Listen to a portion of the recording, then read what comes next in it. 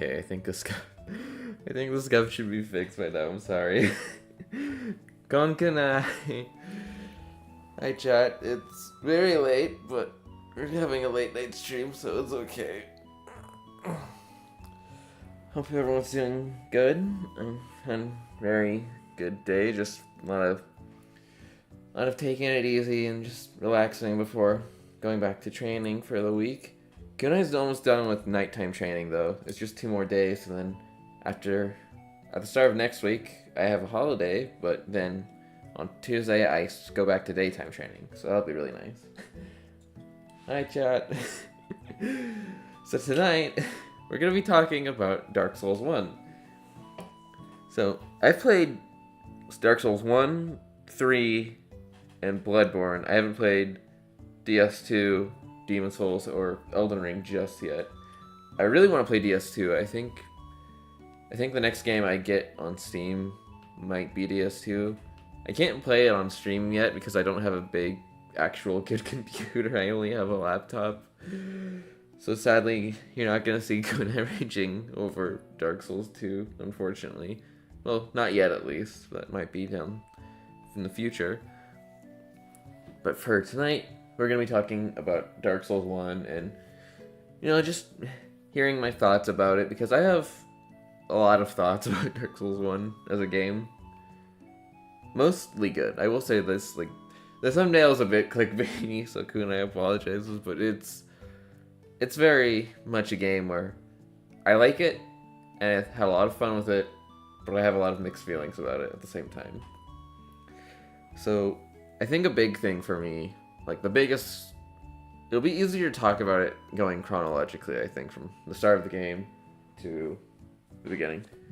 DS2 has got a lot of hate, but in my opinion, not the best. Yeah, that's kind of the general consensus that Kunai has seen.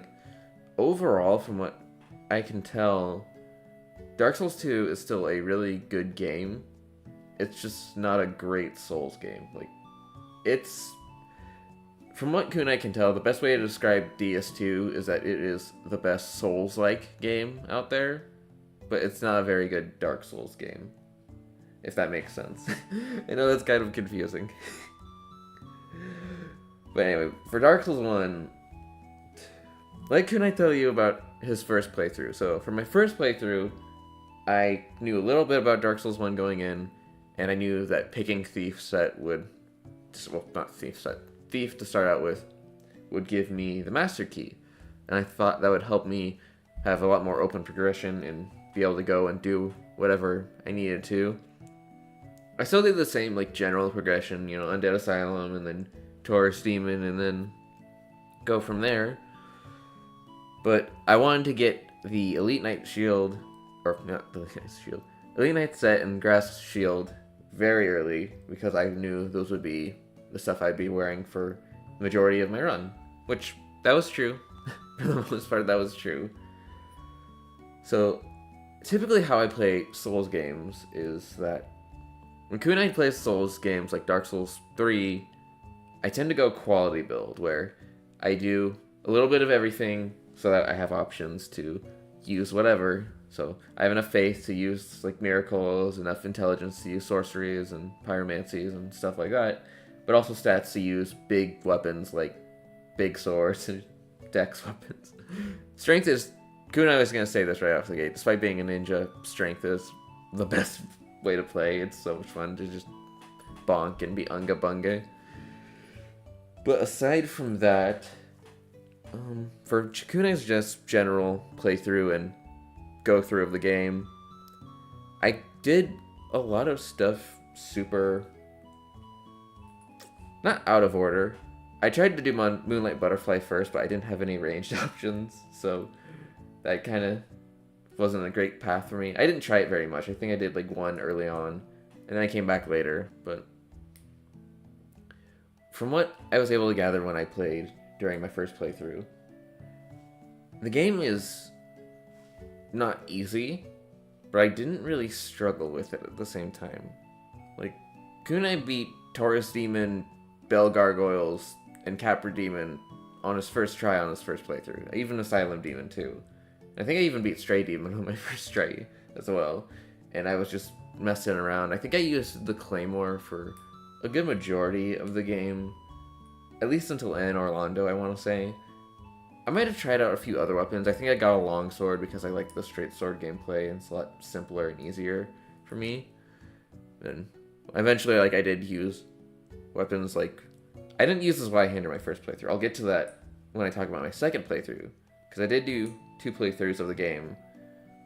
But I didn't do New Game Plus. I did one fresh playthrough and then another fresh playthrough a little bit after I had some time.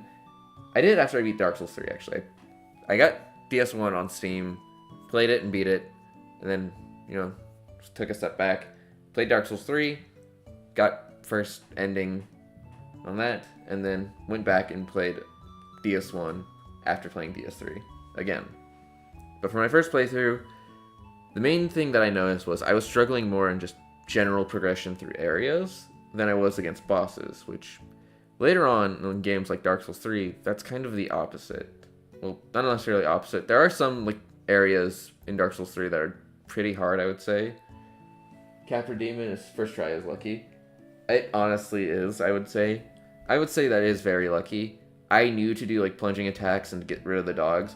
I was using the Claymore. I might have been overleveled for it too. I might have been a little bit overleveled. I don't know.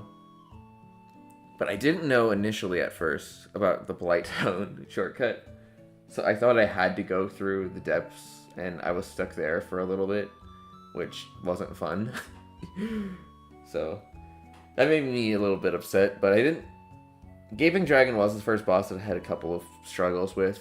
It wasn't necessarily hard, it was more frustrating because I realized almost immediately that the gimmick was that you needed to hit its head, which...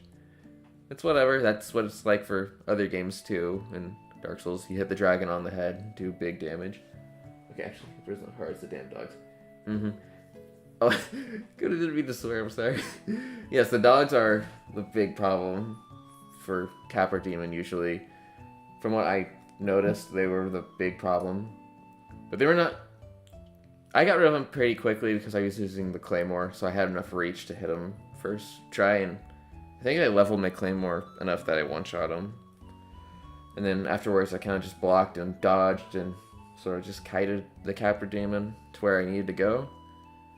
But all in all, I got a little bit stuck in Blighttown, but not too much. After I got to Quelaag, that wasn't too bad.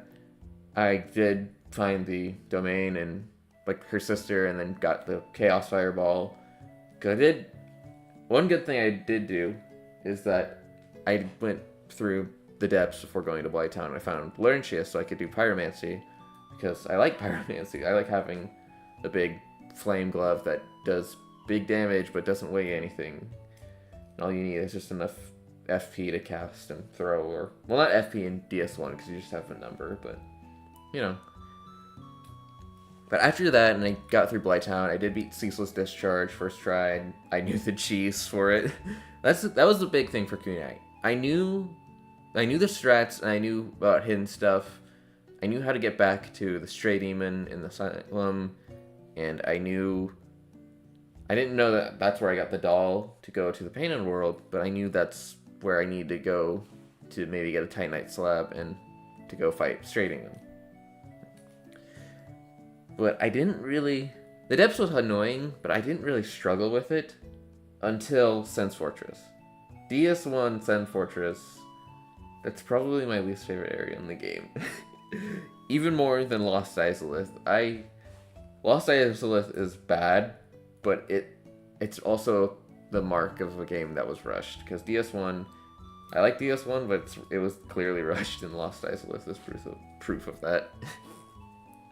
If you hear me messing around with the zipper, that's my coat. I'm wearing a jacket. It gets cold in my house at night. I'm sorry.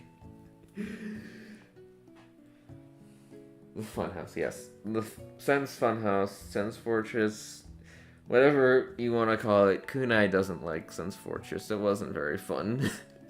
I died a lot there. I got stuck there for a little bit, so I had to just adjust and re-strategize. And it took me a while, and I did find Sigurd, or Sigmar, That's how you know DS3 is Kunai's first game. But I got stuck there for a bit, and it was really frustrating.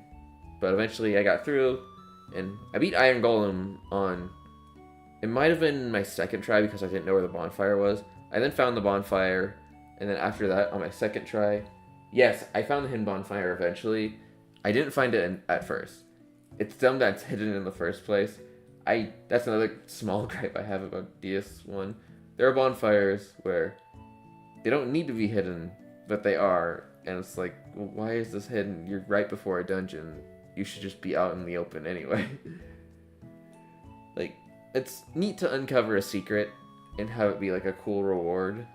But that's better saved for stuff like chests or rings where you can get really good upgrade material or hidden weapon or stuff that you need or that would be useful, but you don't need it to beat the game.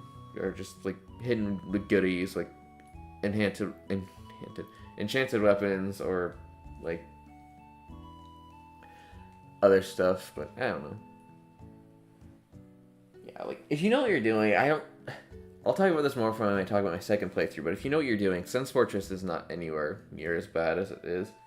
It's just that it's kind of frustrating, and it's meant to be frustrating. It's meant to be a gauntlet, but there's just better ways to do it. I think a gauntlet like Catacombs of Karthus in DS3, or even something like... I would say that Irithyll in DS3 is a gauntlet as well, because the Pontiff Knights during DS3 are really strong. Like, I'd say stronger and more of a pain than even the skeletons in Catacombs. And they're probably the toughest enemy you're going to fight up at that point. So, it's very much like, you're kind of incentivized to try to fight and beat all the enemies in your path to get to the next bonfire. But with the Pontiff Knights, it's very tempting to just run away. Granted, if you poise break them and just have a big Unga Bunga weapon, like an Ultra Great Sword, it's less of a pain. But if you're using like a smaller weapon, like a straight sword or a katana, then it's not as easy, I would say.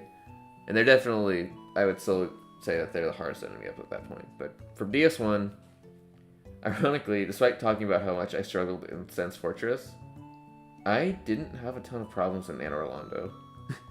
Kunai beat Anor Londo with very little difficulty. I got through the rafters on maybe my second try, and then after I got the bridge thing going, I think it was maybe just on my third attempt going past the archers, I was like, I don't have to beat anything. I can just run through and get to the bonfire where Solaire is. So that's what Kunai did. I just ran through and just avoided everything after getting the other stuff that I wanted on my first or second go through. And after I found it, I just ignored everything and ran through and called it good, which, I mean, it worked. And I know there's a skip in Anor Londo to skip a lot of it. Kunai didn't do that at first. I did go through it and get all the secrets and whatever during my first like run through of Anor Londo. I didn't die, surprisingly. I had pretty easy going because the Silver Knights are tough, but they're not as difficult as the Black Knights, I would say. Typically because the Black Knights just have like a truck and are just really annoying and tough. And they're meant to be. They're placed in positions and areas where they're meant to be just this obstacle where you're in tight corridors where you're not really allowed to move very much or roll very much, and they can just hit you for big damage and send you back to where your last bonfire was. Well, Silver Knights, you're in usually a lot more open areas, and while they hit hard, as long as you can dodge and just hit them back harder, you're probably okay. But for the most part, like, when it comes to summons and stuff, and for the bosses as well, Kunai didn't really need to summon for much. I summoned for Iron Golem because I was just tired of Sense Fortress and wanted to move on, and because Tarkus is just funny. Kunai thinks Tarkus is a really funny summon to bring for Iron Golem. Because he just beats him for you, and you don't even have to worry about it. It's sort of like a reward for, oh, you got this far, you did okay, you beat the area for the most part. You can have a freebie. But I tried maybe 2 or 3 times at Ornstein and Smo, and on my first try, I got to phase 2 and only died because I ran out of flasks, but I didn't summon. And after I died on my second time really early, I decided, okay, Kunai got to second phase on his first try, and I only lost because I didn't have any flasks. I'm just gonna summon because I know I can beat it, and I don't want to waste my time. And I don't feel like it takes anything away to summon against Ornstein Smo. Solaire is there to be just your little helping hand for annoying and tedious fights. And this might be a hot opinion, Kunai doesn't really like Ornstein Smo as a fight. Like, the Bell Gargoyles are one thing because they're easy. It's early in the game, they're weaker than Taurus Demon and even Capra Demon, I would say, in terms of HP. So it makes sense to have 2, and even the second one isn't very strong. He only comes up when the first one's almost beaten. But Ornstein Smo as a boss fight it's not hard in a satisfying way. It's hard in the way that this is clearly unfair, and you're meant to struggle, and this is meant to stop you from getting something really important, which the Lord Wrestle is. It's how you get to the ending, it's how you warp to bonfires, and it makes the fast travel a thing. I mean, there's also Guinevere. Kunai has opinions on Guinevere. Kunai won't say what his opinions on Guinevere are, but the only boss that Kunai never killed on any of his playthroughs was Gwendolyn. So there's that. So that's all you need to know, I suppose. But yeah, I beat Ornstein Smo, and I didn't really have much trouble with them. But after that, Kunai made a really dumb decision, because I learned that the only bosses that you needed to fight to get to the DLC was Ornstein Smo, and then you could just get the pendant in Grand Archives and go to Darkroot and then warp to the DLC, and you just have to beat Sanctuary. And the reason that Kunai did this is that it's a dumb reason. Kunai really likes Artorias. Artorias is really cool. He's probably Kunai's favorite character in FromSoft. And I wanted his armor to do the rest of the run for DS1.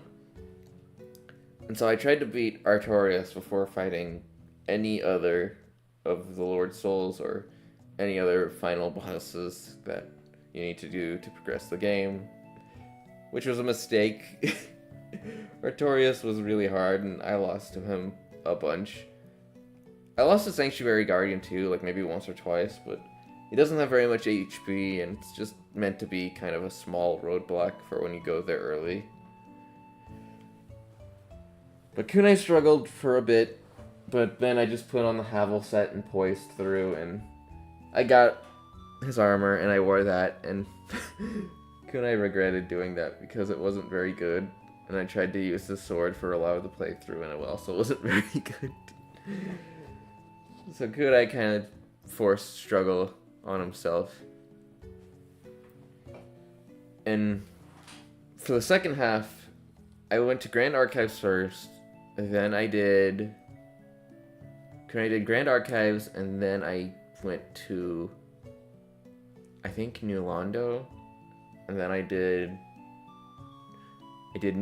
Grand Archives, New Londo, then I did Izalith, and then I think the last one that I did was the Catacombs. Grand Archives is actually really fun. Like, Kunai has gripes with the second half of Dark Souls, and I'm gonna get more into that. But Kunai really likes Grand Archives. I think it's a really fun, and it's a tough dungeon, but it's the most, like, intriguing and interesting, and it feels like it has the most thought put into it. Crystal Caves were kind of confusing at first, but then Kunai realized where he needed to go, and I got through it after a while, but didn't get Moonlight Sword, but that's okay. The tail gimmick in DS1's not very good. I would have rather just have it see Soul and then transpose that into the Moonlight Greatsword, but it's okay. But after that, I went to New Londo, and I think I actually got stuck in New Londo for a bit. I beat Sif really early, but I got stuck in New Londo for a bit. So then I think I went to Lost Izalith because I couldn't find where the 4 kings were. So I did some of Demon Ruins, and I got stuck at Demon Fire Stage for just a tiny bit because it was just annoying in a small arena. And then, but I had gotten enough souls, I went back and I think I finished New Londo and beat the 4 kings. And after that, Kunai went back and beat Demon Fire Stage and Centipede Demon, and then went through and did all of Lost Izalith. Bit of Chaos was annoying, but it didn't take Kunai that long. It just maybe like 5 tries, which, considering you need to, it's easier to just leave and restart after you break the branches. I think that's pretty good. I didn't know where the secret bonfire was for a shortcut, so I did the long run through every time. So that sucked, but it's whatever. And after that, so you want to know why Kunai is dumb. Kunai did the entirety of the game without going through the catacombs early and fighting Pinwheel. So Kunai didn't have Rite of Kindling at all, so I had to only have 10 flasks for the entire game.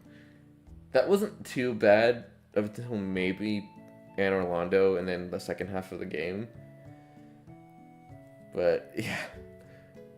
After that Catacombs wasn't hard, it was just kind of annoying. But then after that, I got to Tomb of Giants. Tomb of Giants is the worst area ever. Kunai hates Tomb of Giants more than Blighttown. That's how much I don't like that area. It's not very fun. It's meant to be hard and annoying because you're in the dark, you don't have any way to see. You either need to have a sunlight maggot or the skull lantern, so you can't have a shield. And then the bone dogs just hit you for too much damage. They have way too much poise break. And it's just annoying, and it's just tedious. And then you get all the way through that, and you deal with all that stuff, only to have Nito be kind of a pushover. Like, Kunai had a bit of a struggle on his first playthrough with Nito, but then every time after that, Nito's easy. One of the easier bosses, it's just the skeletons that make it more annoying. But for the first playthrough, I beat the main game, but I didn't beat a lot of the extra bosses. I didn't fight Priscilla. I went to the Painted World, but I didn't fight Priscilla. I didn't fight Gwendolyn. I never fought Gwendolyn because I didn't want to attack Guinevere. And then I did the DLC at first, and they got Sanctuary Guardian and Artorias, but Kunai didn't go the rest of the way through it and beat Calamite or Manus. So after I beat Nito, Kunai went and just immediately went to Firelink and fought Gwyn. And Kunai doesn't parry in Dark Souls games. Parrying is just awkward and kind of a weird timing. So Gwyn was actually not terribly easy. He wasn't hard either, just kind of in the middle. But yeah, Kunai beat the game and was ultimately kind of dissatisfied. Like, the game was fun. The first half was really, really good, and I liked it. But at the same time, it just felt like a game. I got stonewalled by Artorias. Yep, that was Kunai's experience too. Again, I tried to fight him way too early because I didn't even get to... I'm pretty sure you're supposed to have beaten everything before you go and try the DLC, just so that you don't have too much trouble, but everything's still kind of a challenge. But, you know, that's to each their own. But either way, after I beat it the first time, Kunai stopped and played DS3. Really, really liked it, because, you know, technically Bloodborne was Kunai's first FromSoft game, but DS3 was his first Dark Souls game. And I really like DS3 a lot. It does have some problems, I think. On one hand, Kunai thinks Dark Souls 1's DLC is really, really good, but almost too easy if you know what you're doing. Well, with Dark Souls 3, which is a game Kunai likes a lot more, the DLC in Dark Souls 3 is not as good, I would say. I like Ariandel, and I like Ring City. Dragkeep is annoying. Freed is kind of annoying. Gravetenders is not... I almost call it Gravelord. Gravetenders is kind of a bad boss. And Demon Princes visually is a cool boss, but Kunai thinks that the second phase of that fight is kind of bad. Ring City is good. Like, I haven't beaten it yet. Kunai didn't do the DLC or Ring City on his first DS3 playthrough. Like, because I got stuck on...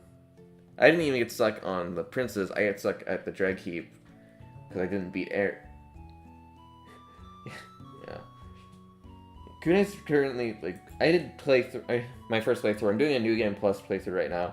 I've beaten everything so far. I'm just haven't linked the fire yet or done the dark ending. I did the hollow ending my first playthrough of DS3 on Steam, and I hadn't done the hollow ending before, so I was glad to actually have done that. But I'm probably gonna do the Firekeeper ending, but before I do that, I'm gonna get through Ring City, which so far I'm at the point where you first encounter the Ring Knights. I didn't know you can't get the weapons from enemy drops. I got their armor. I was trying to get the straight sword because I thought it was really cool. But yeah, aside from that, after I beat DS3 my first time, I went back to DS1, and I was like, okay, I'm going to try this completely differently. I'm going to play it like how it was intended. Just full strength build, Pyromancy, Power Within, Zwei-hander. And Kunai had a lot more fun. The game was generally easier.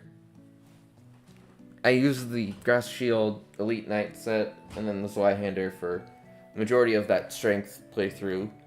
Got the Pyromancy Flame, and then found Power Within, so I had that. And then, after getting that, like, ironically, despite... I didn't actually... Kunai got the giant armor. Kunai didn't do giant dad. Like, the mask thing from Pinwheel is kind of RNG, so until you get to Tomb of Giants, you can't farm for it. So Kunai just thought, the normal giant armor is cool. The helmet looks neat.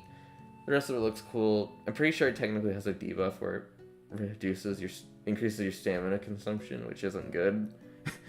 But Fashion Souls wins out. But Kunai used the Zwei-hander for a lot of his second playthrough. But then Kunai got the Black Knight Ultra Great Sword. And then I started using that, and I got a Silver Knight Straight Sword, so I got both of those to +5.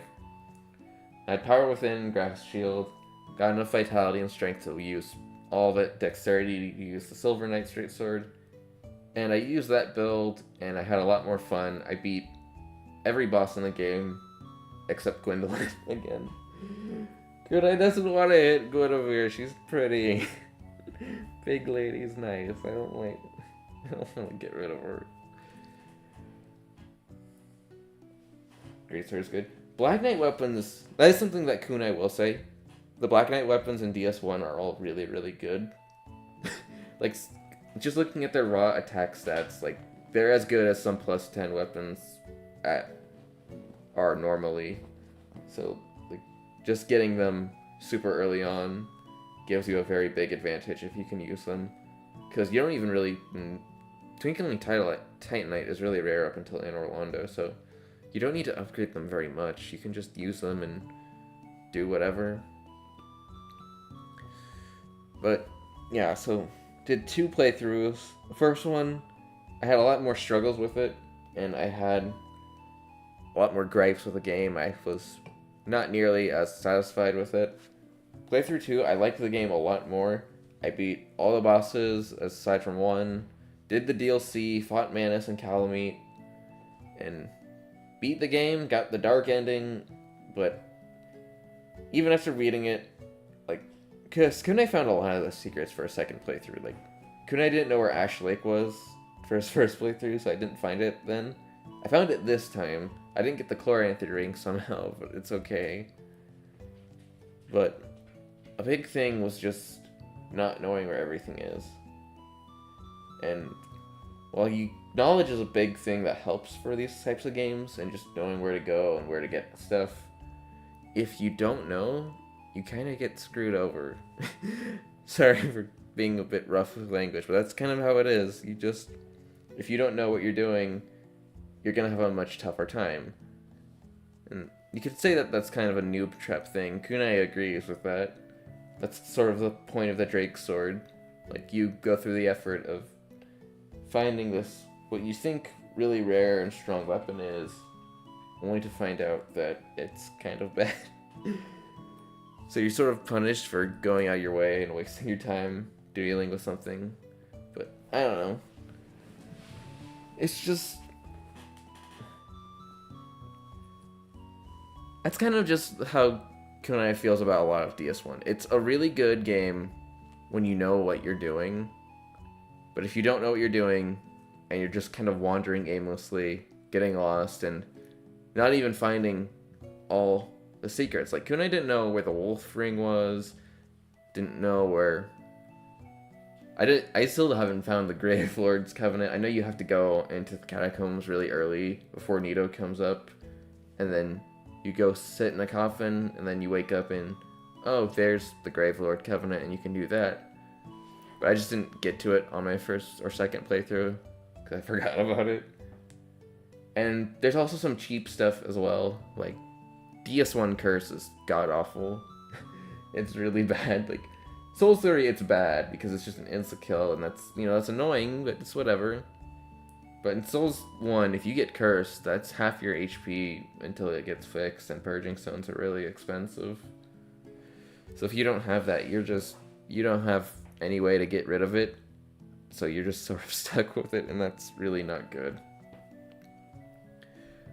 There's also just...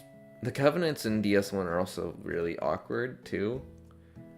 Like, yeah, there's Forest Hunters, but you only really want to use that to get through Dark Route without trouble.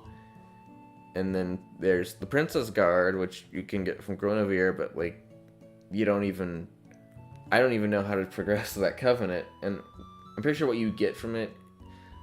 Kunai knows that you probably get Soothing Sunlight from it, because Soothing Sunlight is in DS3, and Dark Souls 3 has a lot of stuff from DS1 in it. But it's just sort of awkward, and it's like, you have to know things and whatever. And I think the Painted World in DS1 is the biggest example of that, where if you don't know where it is or how to get there, you're just not going to find it. And even if you do find it, what do you get? Like, do you get a good soul farming spot with the Phalanx? And there's some items there that are pretty neat, but there's not a ton of stuff in Painted World Variamus where it's like, you need to get this, or you need to have it. Like, it's stuff that's neat and it's cool, but it's not at all necessary for progression. And, like, your only reward for getting to the very end is an optional boss you probably don't want to kill anyway, because Priscilla's kind of cute. She's not... I prefer Guinevere, but I get why people like Priscilla too. But, like, even then, like, if you do choose to fight her, she's not a hard boss. She just turns invisible, and you just have to look where her footprints are. At Luminous Cove. I'm sorry. If people outside of that community aren't gonna know the joke, but there's a VTuber called Lumi Angler, or Luminous Cove, and she does a lot of topics and stuff, but there's a joke where people say she likes feet, but she doesn't. And I thought of Priscilla and how you find her. That made me think of her, but yeah. Tangent aside, that's just a funny off-topic bit, but it's just sort of what I thought of. But yeah, it's a product of its time. That's the best way I can talk about Dark Souls. My cat, Kunai's cat just jumped up on the bookshelf. Hang on. Kitty, what are you doing? What are you doing? What are you doing? Crazy. Hi.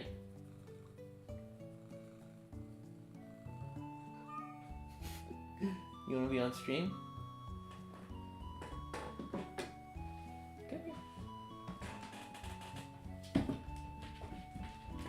Okay, she doesn't want to be on stream. My cat just came in. I don't know if you guys heard her. She might have been loud enough to be picked up on the mic, but... yeah. Aside from that... let's see... Overall, like, when I'm... this is not a very focused stream, I'm sorry. Kunai promises that the other talks about streams, or chatting streams about games and stuff, are going to be a bit more focused, a bit more on topic, with more to talk about. Because after Dark Souls, Kunai wants to talk about Monster Hunter. And Kunai has opinions on Monster Hunter as a series. Specifically the newer games. And how they're not as good as the old stuff. Like, maybe not a hot take, maybe a hot take, but yeah, we'll talk about that more for Saturday's stream. Let's see, we've streaming for only 45 minutes, which...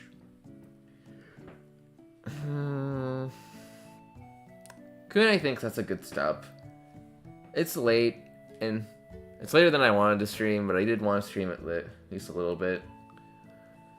But I'm glad for those who came to stop by that you were here and got to talk about a game that Kunai thinks is good, but just has problems with it. They don't fully ruin the experience, but it's a game where it's a really fun thing that if you want to replay through and just do a fresh playthrough, that's probably the best way to do it. Whereas with something like Dark Souls 3, it's just more fun to do a new game plus run through over and over again. But yeah, it's late. Kunai has to go to training tomorrow. Probably around a little earlier than right now, but about this time tomorrow night and then Friday. But then we'll be streaming again on Saturday. So Kunai, we'll see you guys then. Bye bye. I'm sorry.